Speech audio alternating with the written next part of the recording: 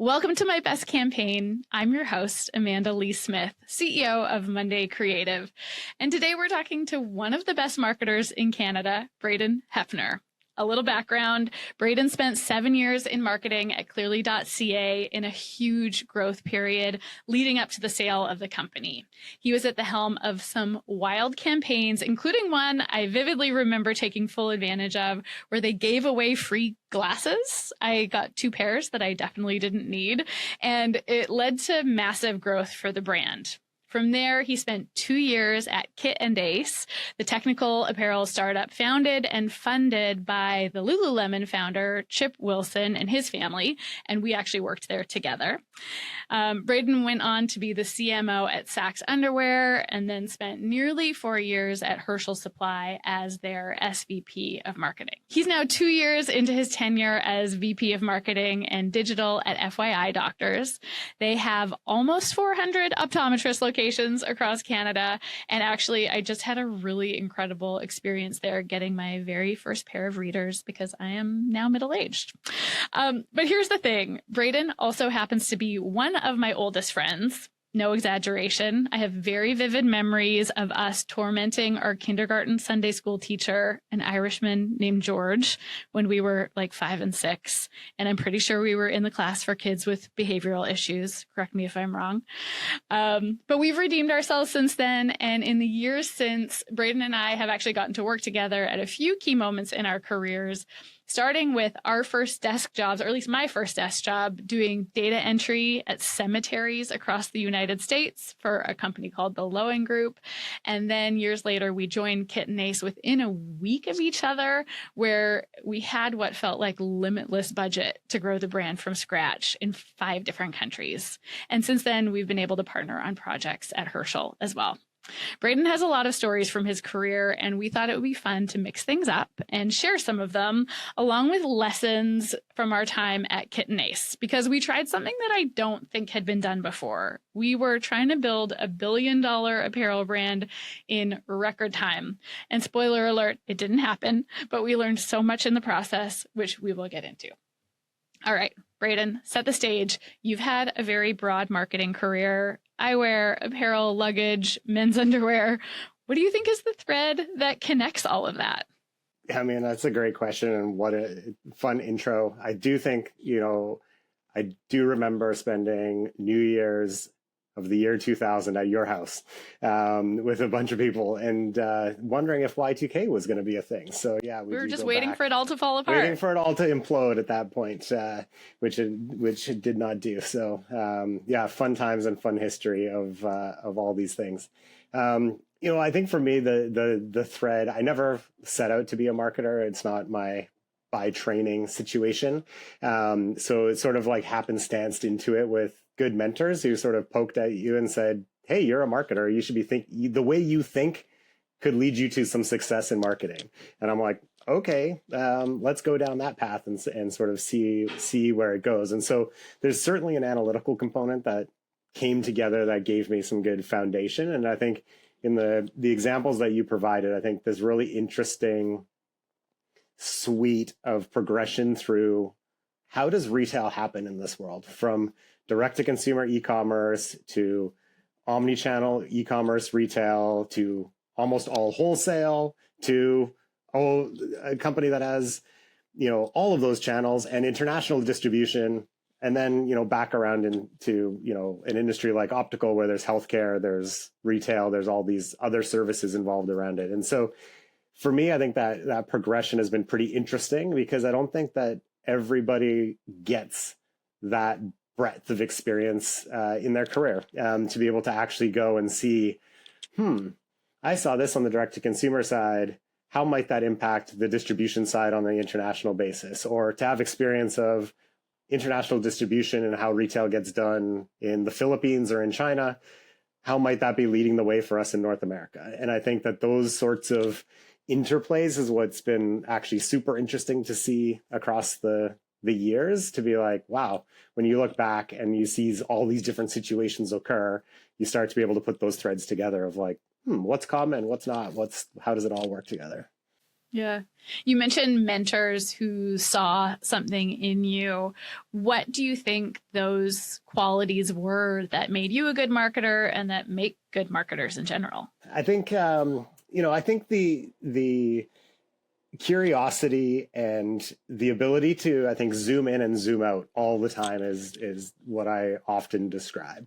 I'll also add a bit of grit of like, and by grit, I mean like a kind of a dogged ability to stay on the track and see it through, even when you might need to pivot. Maybe you can pivot too soon. I think there's always something in marketers that are like itchy and it gets more boring to us faster. So we want to change things that don't need to be changed.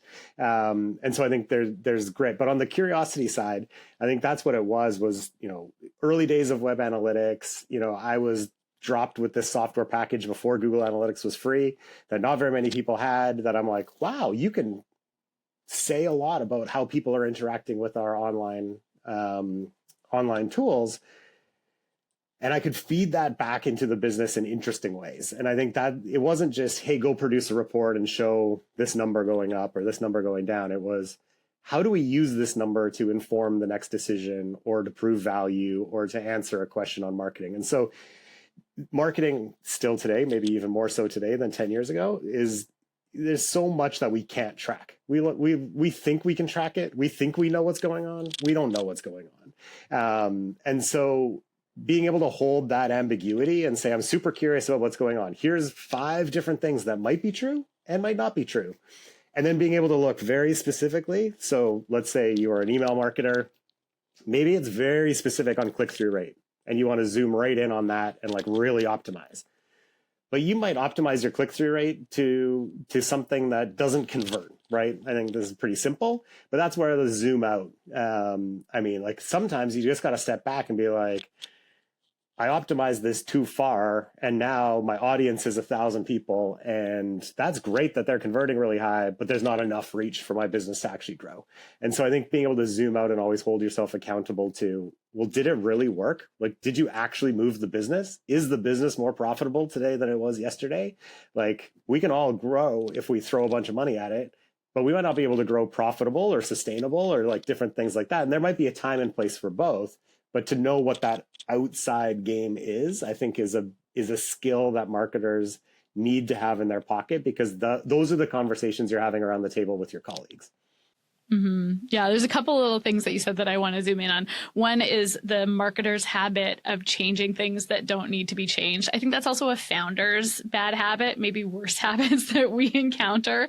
And like staying the course feels like such wise advice. You really have to see things through and prove it out. The other thing that really jumped out at me is you were talking about, being one of the earliest people to kind of really get in on analytics. And that's something that I saw in our time working together, is that you're really good at making data make sense for us creatives. I think you always gave us actionable information, which I'd never experienced before in another role. Like there was never a time when we weren't testing some new call to action and, actually being able to make informed decisions about how we structured an email or how we zoomed in on an image or, the different details within our marketing assets. That was always so valuable. It's amazing how much guesswork marketers rely on. Well, and absolutely. And sometimes that's maybe where some gold is found as well. But I think like testing, for example, is such an interesting thing. Like there's some really bad testers out there, right? Like, hey, I tested this ad versus this ad, and this is the result that I got. And I'm like, but those ads are so different. What is it about that ad that made it work? And they don't go to the next level to be like, let me understand what is the nuance, right? Is it the color of the font? Is it the size of the font, the placement of the font, the way the person is looking, the clothes that they're wearing, the location that they're in, the time I served it? All these different things like matter. But oftentimes the reports we see back are like, well, this ad improved X by 55%. And I'm like, but the business didn't grow 55%. So if like that's so successful and so amazing, why is the business not growing? Like something else is happening. And I think, to really systematically go through that is like, it's really hard. And I wouldn't even say I'm by far not the best person at that either.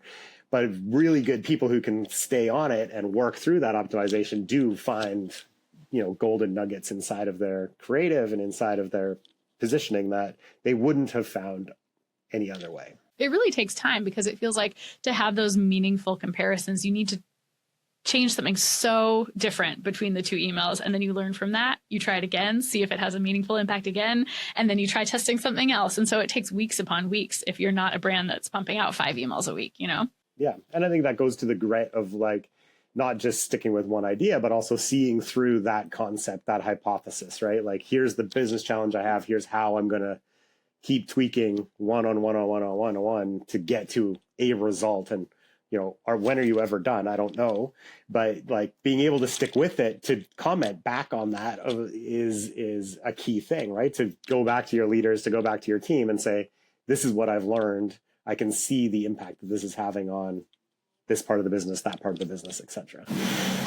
The other thing you said was, any brand can grow if you just have limitless money to throw at it, which is a perfect segue to talk about our time at Kit and Ace, because we got to do a lot of that in that day. And I know you and I both have so many stories, and it's so rare to go into a completely new brand and just have kind of carte blanche to build an audience. Maybe give some context to our time at Kit and Ace, what we were up to there, what we were trying to do, and tell me a little bit about what are you really proud of that we accomplished during that time? Yeah. So I'll backtrack a few days before I started at Kit and Ace was why I left the prior role was we were very discounty, driven on discounts, driven on customer acquisition through discount, triage versus media dollars, like just acquire customers. I think that's happening a lot right now, actually. Absolutely. I mean, and again, nothing wrong with that. There's moments in periods of time that are in a business that might be what you need to do. But the opportunity when it came up to Kit and Ace was, the exact opposite extreme. Right? Like, we want to build a brand. The pitch was, let's build a brand that will stand the test of time, that isn't driven by like these discount habits, is great margin, great value to consumers. Like, we're premium and we're not shy about it. And let's go do that. And I looked at it and was like, that's interesting, because this is like the opposite of where I come from. But I always held out this belief of you put those two things together and you're going to have some interesting results, right? Like, take everything that the performance people know what to do, take everything the brand people know what to do really well. Can you be way more inspiring on the performance side than anybody ever thought that you could be? And could you really move the needle on some of that stuff? So that was the appealing thing for Kit and Ace. And then, we were afforded the ability to move quickly and not have a lot of dollars and cents be in our way to do it. And I think the interesting thing about that was, we were in many cases able to build a brand quickly. And I think when we did our brand research, in those moments, to be like, where do we really sit with this? We had grown the brand to, double-digit awareness in the US, in less than a year. And it was like, oh, you can get to that level of awareness and understanding, with dollars. And it actually proves what marketers have known for years is reach matters, frequency matters, not being too fanciful on your segmentation to get down to this niche audience, but to say we're an apparel company. Everyone can wear our apparel. You might not like the price point. You might not like the style. That's fine. But we can go reach a lot of people with apparel. And so we did. And yes, we had our muses, we had our people that we focused on to get our storytelling right. But I'm like, it kind of proved what everybody knows. And if people work in bigger brands than I do, I don't know if this is true, but when Nespresso first came to the US, the number that I've heard is $100 million in media in 1 year. I'm like, $100 million can get you a lot of brand awareness. I'm like, it kind of works. Now, do you need to spend all of it? Can you do it more differently? I don't know, probably so. But I do think that the interesting thing, at Kit and Ace, I always reflect on it as two things. One, I think it was always set up and thought of as a leadership development company, hiding behind an apparel brand, right? And for me, that was highly impactful in my own life, my own leadership. Hopefully my team. I'm sure there's some team members that will listen and say, no, that guy, whatever. But then there's other people that are be like, yeah, that was the best time we ever had, and like learned a lot and grew. And so first and foremost, I look at it as super formative for me in my marketing thinking and leadership, development. And I'm grateful for all of it. I think on the brand side, I mean, we did things, let's quote unquote right. Like we invested in them. We did them to a high quality. We didn't, skimp or cut corners, and you could see it in the results of what we saw, like in terms of the experiences we created for people, the impacts that we had in communities. That to me, that's like always stands out. I don't know if there's one specific thing, but I always remember, just the thoughtfulness of being in a community and trying to interact with that community, and the importance of the shop, the local team carrying that burden on was a massive thing. And working with people who were true community builders, which I'm, generally not, is inspiring. It's inspiring to see how they interact with people and impact. And then to think about an apparel company being able to do that was just inspiring to do. And so I think when we put stuff together for, between digital, I think of, the first time we did the wall digitally, which was our virtual art exhibition, essentially online. It was a mini site. And I think there was a lot of concern of like, is this going to drive sales? And I'm like, this does not need to drive sales. This needs to like hook someone, celebrate our community and art, and make them feel like Kitten Ace loves the things I love. Therefore, I love Kitten Ace, right? Like that was always my thinking behind it. If we create an amazing experience, that we had the team that created amazing things, if people fell in love with that, they're going to fall in love with the brand. So it was sort of like coming up two sides of the mountain, the brand on one side, the consumer on the other. Hey, we're having a party on the top of the mountain. That's a win. And if you don't really like that, that's okay. You don't need to come up the mountain. But the people that do have a really rich experience. Yeah. It was the first time that I really understood how truly a brand can do omnichannel. We threw around the word omnichannel a lot at Kitten Ace, but as you're describing those moments, like the wall, every single one of the 60 stores that we opened that year had a rotating art exhibit. So every quarter there was a new artist that was featured, and we would extend that every quarter and feature one of them online. I don't think you see that very often. And we had our supper clubs where we'd get 12 local influential people around a table. They'd all answer these questions that we called real talk questions that just created vulnerability and created a connection to the brand. But then you can go and buy those real talk questions online. And then we also use those real talk questions to profile those creatives that were coming to the dinners on our online magazine. And we featured them in Kitten Ace clothing, and they made their recommendations. You saw them in the shop, and we profiled the neighborhoods. Like, it all really interconnected in a way that I don't think a lot of brands have the means, the team, the time to do. And that was really special. Yeah. I always say, I don't know where this example came from, but I'm like, there's two ways to magnify things, right? You can either magnify with a telescope, which is like taking something really, really big and making it really, really small for you to look at, right? So if you can see an entire galaxy inside of a telescope, you've taken something big and gone small. The other way is through a microscope. So you look at something really, really small and it makes it really big. And I thought that was always my proxy for some of that brand content pieces is, how do we as a brand show up and be like, let's show ourselves as big, and like, let's help people digest it in small ways. But then at the same time, if there's an artist in Japan who did a cool thing on the wall in Japan, why wouldn't we put that online for an English audience in North America to discover a cool local Japanese person, microscope style? And I was like, it's just content. And I think that's, that's a while ago now, where like content marketing is still finding its way. But I still go back to that. You're right. The omnichannel view of how we delivered content and where we sourced it from.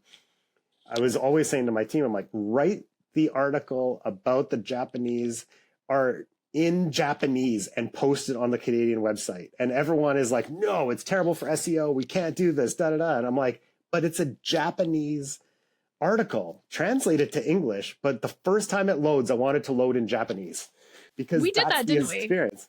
I I can't feel like remember we if did we at one fully point. executed, but we did for sure use some multi-languages. But I think that's interesting. And I think that hooks people and to be like, they want to explore more. And I think that that's what you want, I think, in a content world is how do I explore more? How do I stay more connected and like do that?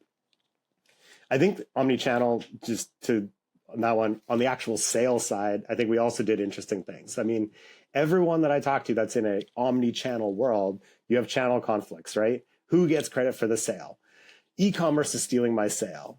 The store stole my sale. The returns are hitting me against the store revenue. Why is that fair? And we broke down all of those walls right from the get-go. We were like, we're not fighting over that. And I led the e-commerce team, and I'm like, I don't care if the e-commerce revenue is zero.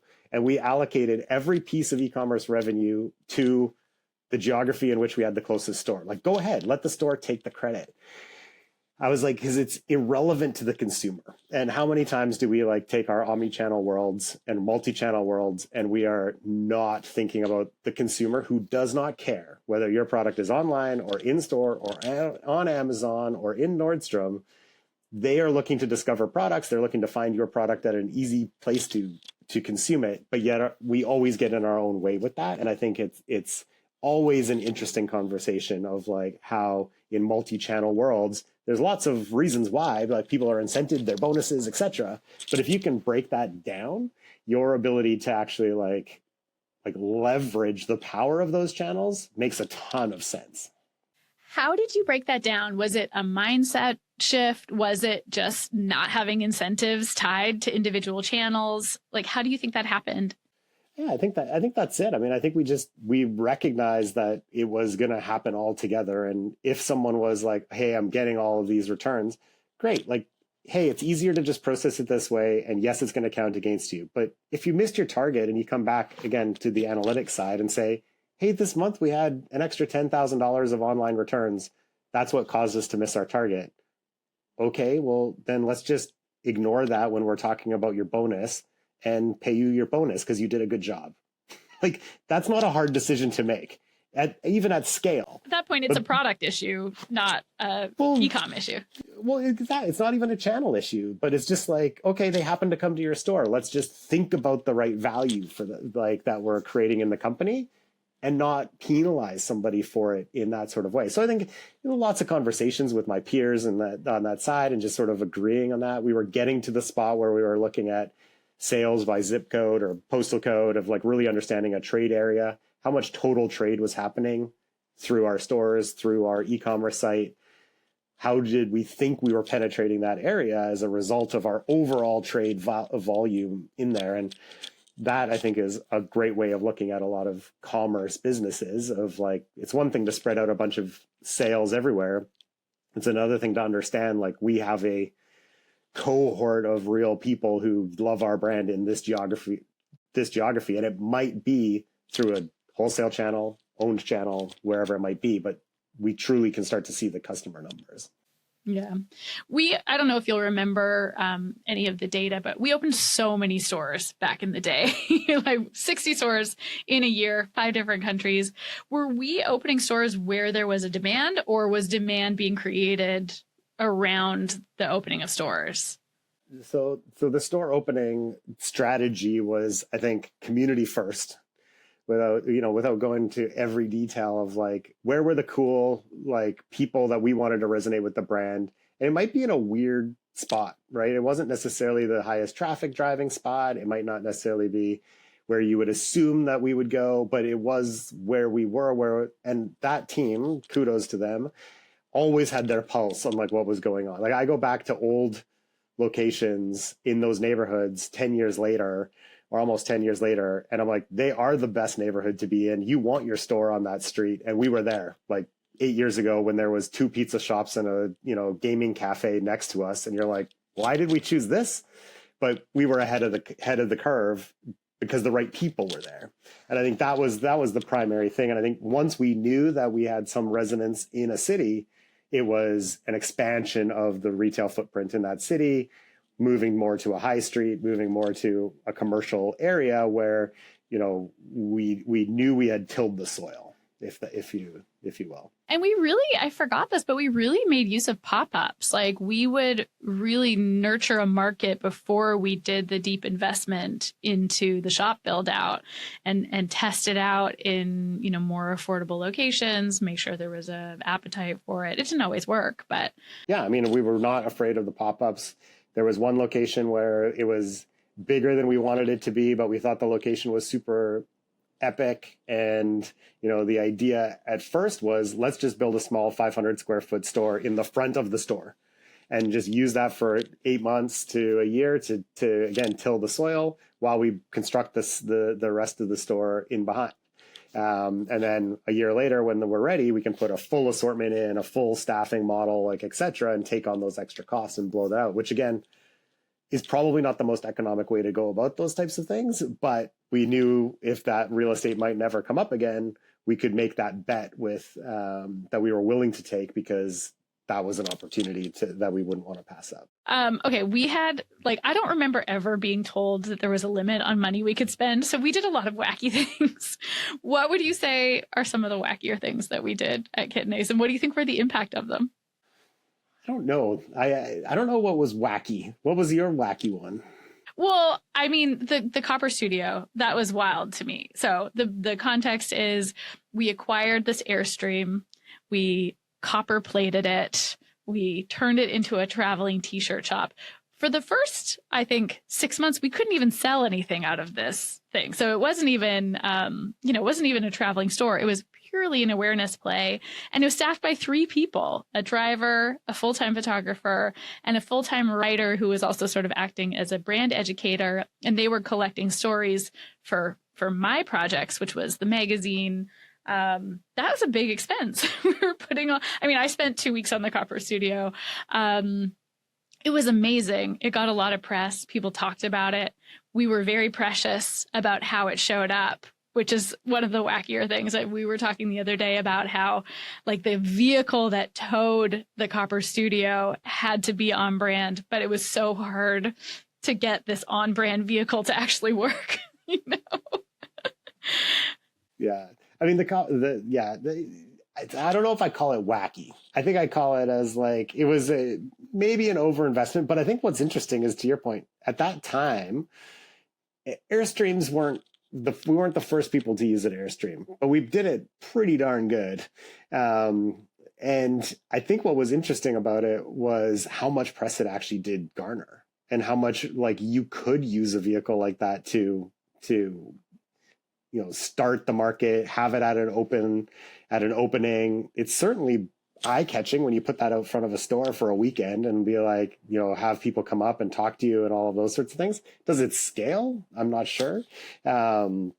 But it's pretty interesting. And I'm I think, yes, I agree with you. Some of the on-brandedness was hilarious when it comes down to what vehicle is towing this and to me, I think that just goes to the attention to detail that we had of we want to, if someone sees us being towed down the road, we don't want it being towed by an ugly truck. We want it to be towed by something that's on brand, that feels like our brand.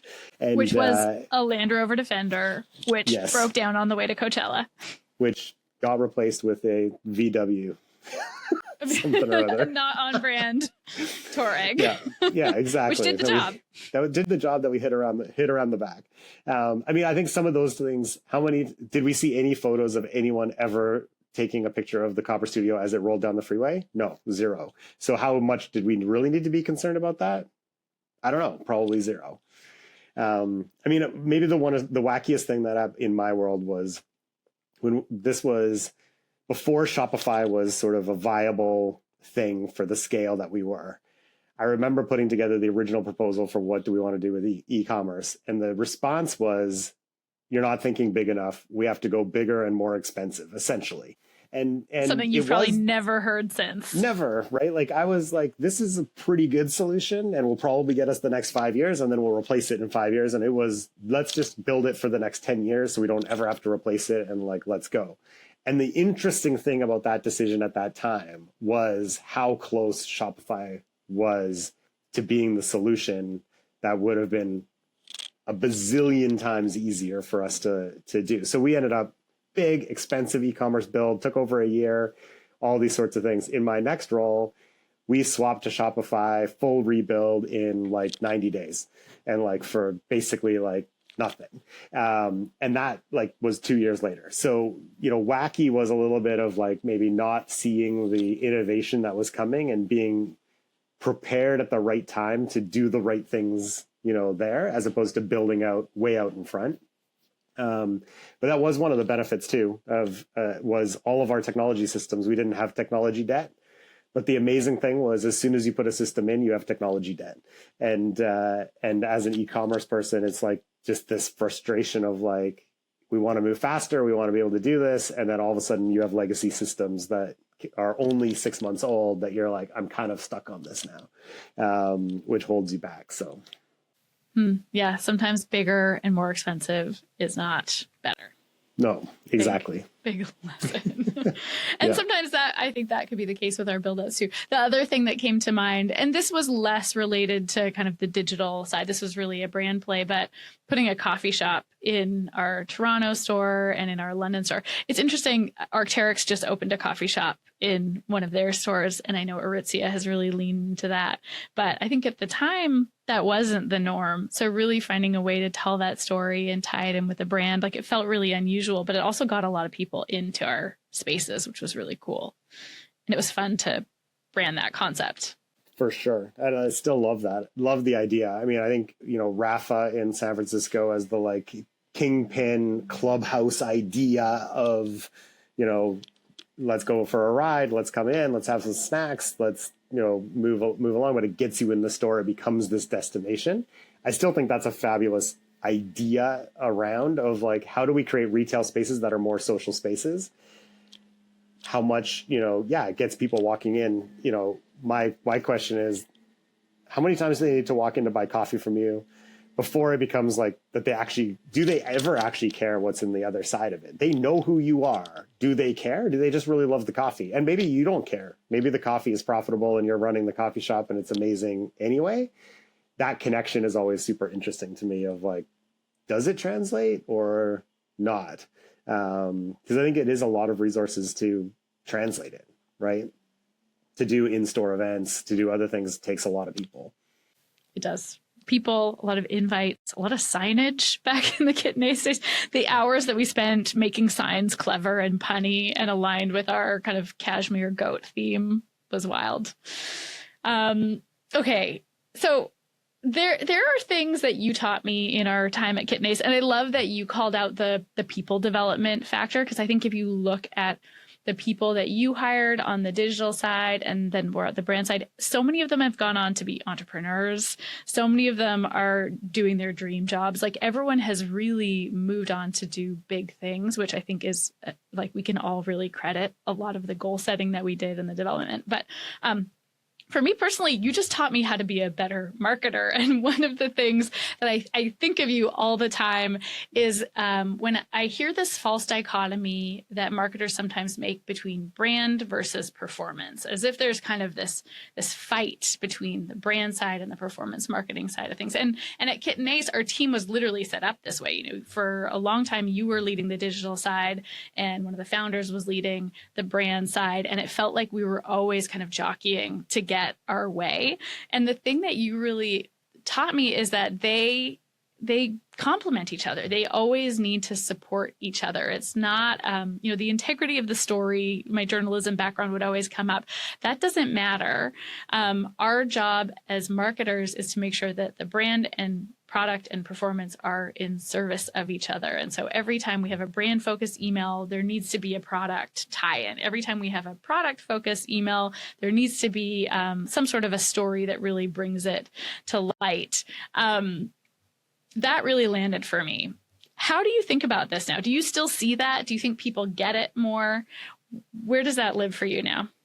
No, I still believe it. And I think actually we're starting to be even more true today in many ways. I'll get to that. I think the dichotomy, I trace it all the way back to like whatever this advent of digital, right? Is you had creative and you had marketers over the course of time. Again, you couldn't measure everything the same way that we could measure it with digital. So there was a lot of like gut check and all this thing. So there was still performance marketing, right? There was still direct response marketing that we did. And some brands dabbled, some brands didn't. You still had to deal with this whole thing. But I crystallized it as like, why did we have the advent of digital agencies like show up? Like we basically said as marketers inside of a brand, I don't understand this. It's complex and scary. I'm going to hire an agency who must know better than me, who literally has employed people who are less experienced than you are to try to do this new thing because it's somehow wrapped in tech. I think that was a big mistake. I think digital agencies are marketing agencies. They just happen to work in one channel. And there was a time where they were development agencies, which you needed, like high-skilled developers to do web things. Now you don't, right? So this idea that you should split your channels and have your digital channels over here managed by somebody else and your brand channels, whatever those are, managed over here makes no sense because I think about it as if you put the consumer in the middle and you say, what are the touch points in the way in which this human being experiences the brand? They are going to experience that brand in whatever channels that you're going to put in front of them. An out-of-home ad, maybe they hear you on the radio or on Spotify. Now you're going to get into like social. So organic social. Is organic social paid media, performance media, or is it brand storytelling today? Back in the day, you had lots of reach with organic, social, like more so than you do today. Well, was it performance? Was it not performance? What's going on? And then layer on that just 100 other times. And if your brand is showing up in ways that's incongruent with how you want the brand to show up in those different channels, what you lose is you're not actually getting the frequency that you think you're getting. Because frequency is about the repetition of the thing that person is associating with your brand. If you don't repeat it, then you're never going to get the frequency, the recollection, all those types of things. And so my view is you have to be holistic in your thinking about how the brand shows up across all of those pieces. Now, in the same breath, there are today nuances by channel, right? Like things that look right on YouTube don't look right on Instagram, vice versa. So it's not just about the aesthetic, it's about your sort of vibe and how it all kind of comes together. But I still look at like performance marketing. I mean, honestly, the ugliest ads on the planet are product retargeting ads. Like, I do not understand, right? They perform, but like, has nobody figured out, please, how to give me a template that doesn't look like trash or doesn't like better support my brand? Do you know how many times those product ads put my logo like this big in the corner? That my logo was designed to be horizontal, not vertical. Like it doesn't fit in that space. Can we please have a version of this that doesn't look like trash? And I guarantee you those non-trash ones will still perform. Like well, I'm not asking you to reduce the performance. I'm asking you to test your templates to get me something that actually looks like a human designer touched it as opposed to an algorithm like built it. And so I think that's where that dichotomy for me always came. It was like, we would have the debate. I mean, I remember Instagram, this was the time that Instagram turned on advertising. The biggest debate we had was whether we would actually participate in advertising on Instagram because it was not cool to do so. And I'm like, is it not cool, or is it a way of reaching more people than we can reach organically? Like, still put a cool ad there. It doesn't need to look like trash. We actually did a really nice ad. Like, we were beta testing with Facebook on a handful of things of video, highly customized ads that took advantage of the platform. We still measured them as if they were performance media. Like, we still said, this is what the performance is. And you know what? If it had a weaker call to action, our expectation is that it's not going to convert as much. But what does the math tell you? And then what does the feedback have to look at? So I think if you can leverage your performance media dollars to tell the brand message, that's a good thing. But if you don't allow ads to perform, well, then you're just throwing money down the toilet. And like, you're just saying, well, the brand matters more than anything. And I don't actually care if anybody cares what I'm saying. It's all ego based. It's just going to do what I have to say because that's hands down. Today, how many times have we heard, the creative is the segmentation today. Let the algorithms do the job. Whatever creative you put in, it's going to find the people who resonate with that creative and serve it. Okay, so are you really like not gonna serve those people? Like, you like let the algorithm go and like serve the creative and go after it. And if you're not getting enough reach, then you're probably too narrow in your thinking. It depends on the brand, right? But if you're getting the reach out of like these organic posts, paid posts, well, it's a signal back to you that you're getting the right performance out of it. Go lean into that creative, right? I think there's lots and lots of cases. This is today, there's probably 10 times more case studies than this one. But I remember early days of web analytics, I was sitting at a conference, whatever, lobby bar, talking about whatever with people. And, one guy was like, yeah, we're just starting up. We don't know what the value proposition of our software tool is going to be. What we did was we bought 2 different ads on paid search with the different positions. We created 2 different landing page websites, and we did that. And then there was a button that was basically like, learn more about this. And that button went to a 404 page. So there was no product, there was no nothing. It was all the positioning. And when you click to learn more, it just said, oops, page not found. But he's like, it didn't matter because the only thing we cared about is which message got more people to click that button to learn more. And then they built their entire product on that learning. I think that's the same thing to do today, right? Now you can just do it way faster, way easier with different creative, channels to exploit, and then take that learning and apply it, omnichannel-y, like we were talking about before. Yeah. Yeah. So when you think like you're back in the optical space now, and if you live in Canada, you've seen FYidoctors all over the place. I have one right near my place here in Vancouver. It's a beautiful space. It actually is very branded as far as a retail experience goes. The one near my place on the Sunshine Coast, not so much, but I'm sure you guys will get there. But are you bringing that element to your performance marketing? Like, are you trying to find ways to make your performance marketing feel like they're in line with that really high quality experience I'm getting on the storefront? For sure. I mean, the FYidoctors, so like you said off the top, 400 optometry clinics, where we acquire optometry clinics or chains of optometry clinics or individual doctors and plug them into the system. So sometimes that leads us to, unrenovated stores that we've acquired that are on the roadmap to renovate and will eventually get there. Or some of the renovated ones are all new and represent the brand more fully. I think there's that expression of the brand in a physical place is exactly what we're trying to replicate, online. And that's been a journey too. There's lots of cleanup that we've had to do. So we're not all there yet. But I think the ability of, again, we're trying to build a national brand that people are top of mind. When you think about optical, think about FYidoctors. Why? Because, we believe we can meet all of your needs and we have all the right stuff together. The confidence level you have to have in the healthcare space of like that, that quality is extremely high. There was one piece of survey feedback that, someone sent back and said, oh yes, I know FYidoctors. They have a sign that's falling apart over there. Why would I trust them with my eyes if they can't keep their sign up to snuff? So it was the best case study for capital expenditure I've ever had in my life of like, this is what people are saying. We need to invest in making sure that we maintain the real estate that we have and the experience that people have, because we hold ourselves to a very high level of service in terms of how we care for patients. We should reflect that in all aspects of how we execute our programs.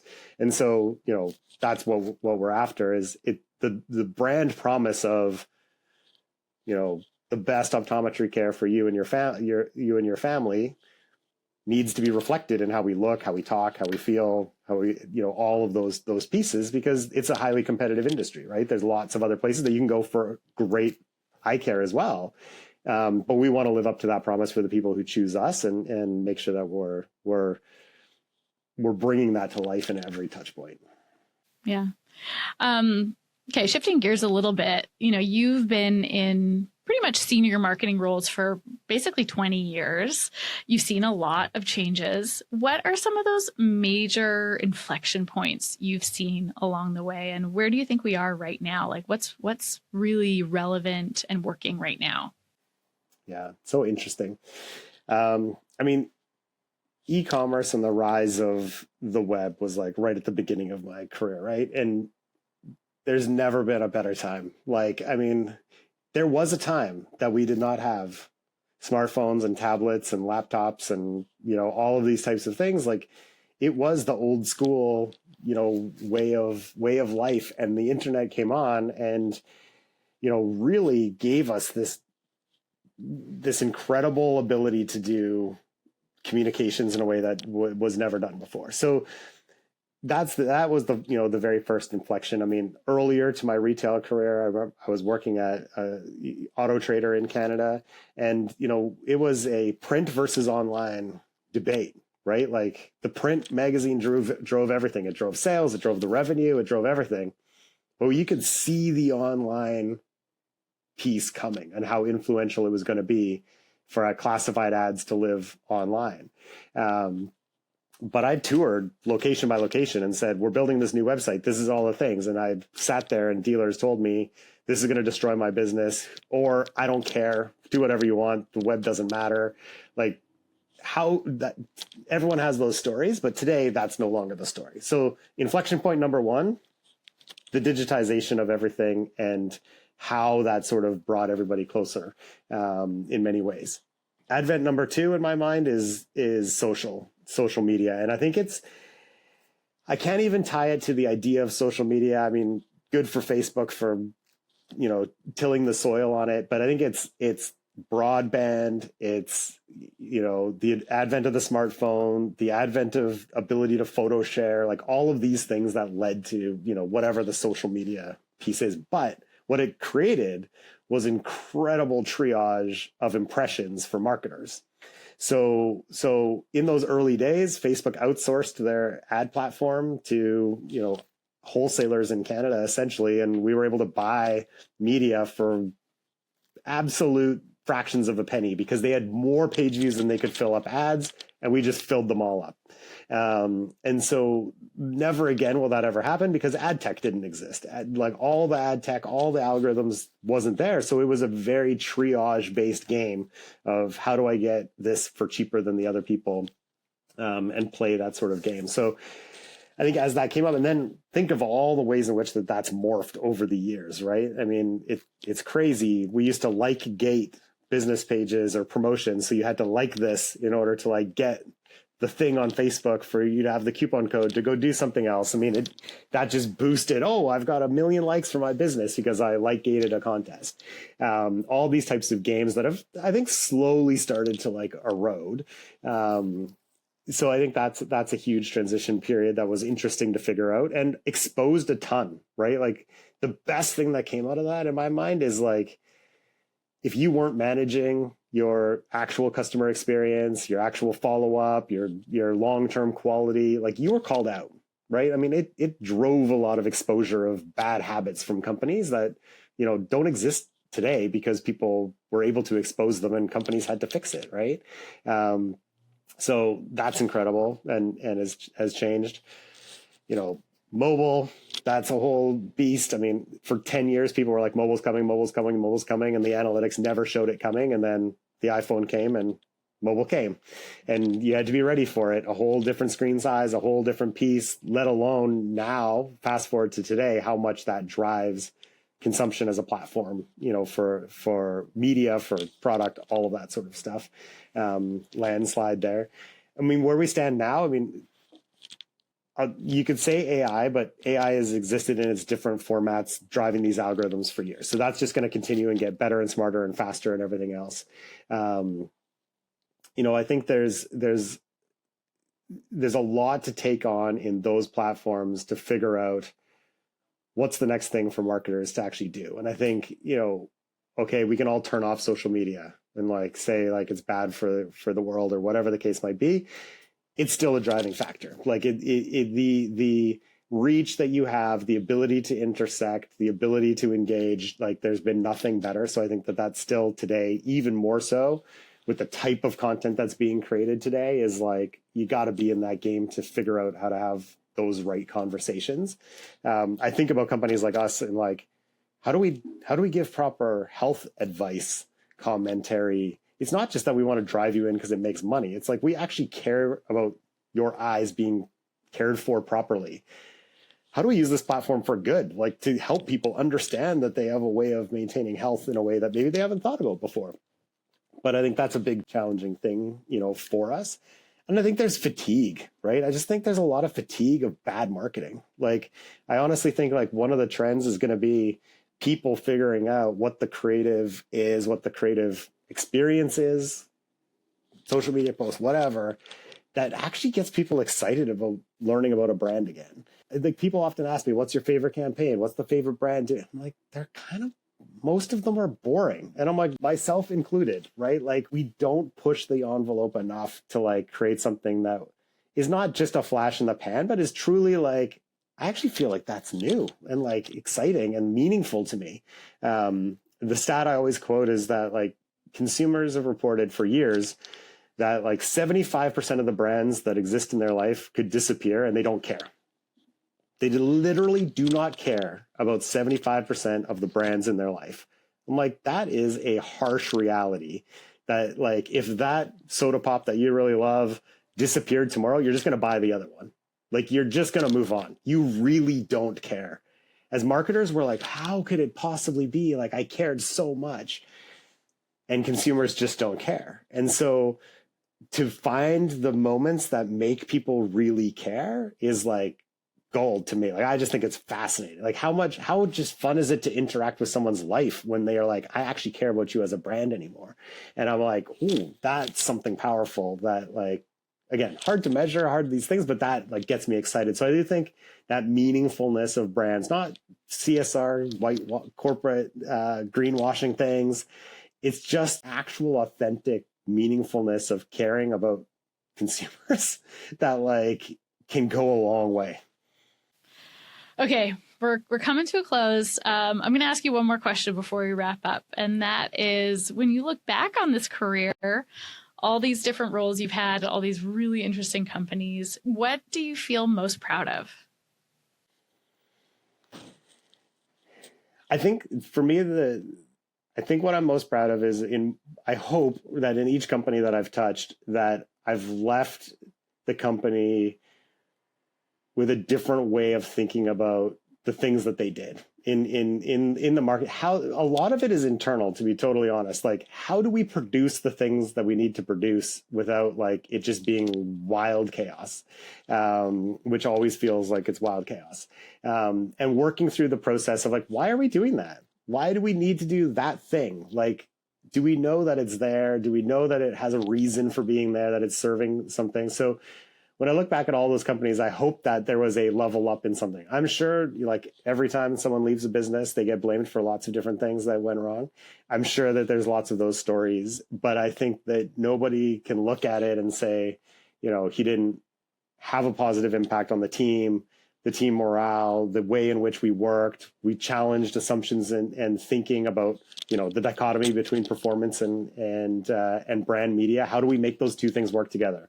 If all I did was sit there and say, how do we make these two things work together for a long period of time, and we found a way, that's awesome. I mean, hearing your story of like, hey, I made you a better marketer. If that's true, that's awesome. Nothing makes me happier than when I put my head on the pillow and I know that there's people that I've come across in my career that would say something like that is the greatest honor versus a campaign that was successful. The world doesn't need a lot of more products. Like, we have great products. We want to sell them. That's our job. But the people we interact with and have an impact on is what lasts the longest. So I'm proud of the teams that I've built, the people that I've interfaced with, hopefully been able to support in their careers in those jobs and beyond. And, hopefully left a legacy of some brands that, especially Vancouver-based brands that I've had the pleasure of working with. There's only so many Vancouver-based brands. Like, let's go win and let's do some good stuff. And I'm proud of all the things that those brands do and represent in the world, because it's good for the city too. Yeah, it really is. That's a big part of our focus at Monday too, is building a pool of talent you wouldn't expect to find in Vancouver. I'm going to add one more thing that you taught me, which you never said it directly, but you really modeled this for me, which is be very passionate about the company you're working for, give, your hard work, but have a healthy amount of detachment. You never seemed stressed when things went awry. I never saw you sweat those details. And I've really tried to model that for my team here at Monday. And I don't know if this came from you or if it was something that Lindsay, my former business partner, who also worked with us at Kit and Ace, taught me. But we like to say that nobody ever died from a marketing emergency. And I remind my team of that all the time. And I really felt like you lived that out. You're like, you just took everything with a certain amount of levity. No one's going to die from this. It's okay. We are smart. We can solve it. We're going to work really hard. We're going to show up. We're going to give what we have to this company, but it doesn't need to define us and it doesn't need to take our souls. Yeah, 100%. I say my asterisk to the nobody ever died from a marketing emergency is when you work in healthcare, be a little more sensitive. Sometimes lives are on the line. And we should be aware, but to your point, that's exactly right? I always say, hold it with an open hand, right? Like put whatever it is that you're dealing with. If you're holding on to it like this, it takes a lot of work to fight for that thing to come out. If you put it like this and it's sitting in an open hand, you can look at it more critically. Your team can look at it more critically. You're going to get a better result. And there are way more things in this world to be more stressed out about than marketing. It doesn't mean that we don't do a good job, like you said, and aren't passionate about it and throw yourself at it. But there's a lot more to life than marketing, and being able to think about that and see that is a huge benefit for people, I think. Absolutely. Braden, where can people find you online? All the usual places. LinkedIn always works.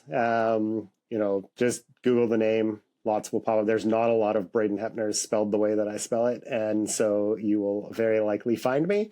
So that's probably the easiest. And yeah, I'm very open. If people have questions, follow up, want to dive into something, hit me up, and happy to share what I can share, and any way in which kind of building up the community. I'm all for it.